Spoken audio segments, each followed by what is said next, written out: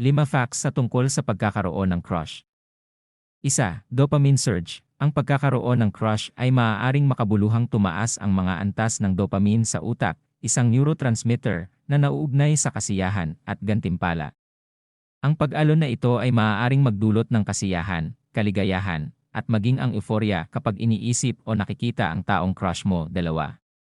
Selective attention. Kapag may crush ka, madalas kang tumutok ng husto sa taong iyon, madalas na napapansin at naalala ang maliliit na detalye tungkol sa kanya. Ang pumipiling atensyon na ito ay hinihimok ng mas mataas na emosyonal na interes at maaaring gawing espesyal o kakaiba ang bagay ng iyong pagmamahal. 3. Idealisasyon. Madalas na hinahangad ng mga tao ang kanilang mga crush, na nakikita silang mas perpekto at kanais-nais kaysa sa maaaring sila talaga. Ang idealisasyon na ito ay isang psikolohikal na mekanismo kung saan ang isang tao ay naglalahad ng kanilang mga pag-asa at pagnanasa sa crush na kadalasang tinatanaw ang kanilang mga kapintasan. 4. Nervousness and anxiety.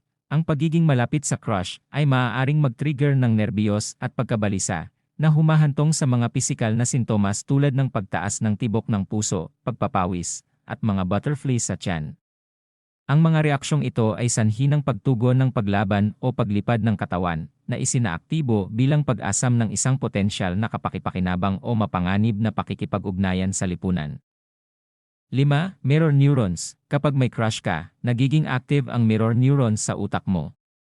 Tinutulungan ka ng mga neuron na ito na gayahin at maunawaan ang mga emosyon at pagkilos ng iba, na maaaring humantong sa mas mataas na empatiya at mas malakas na emosyonal na koneksyon sa taong naakit sa iyo.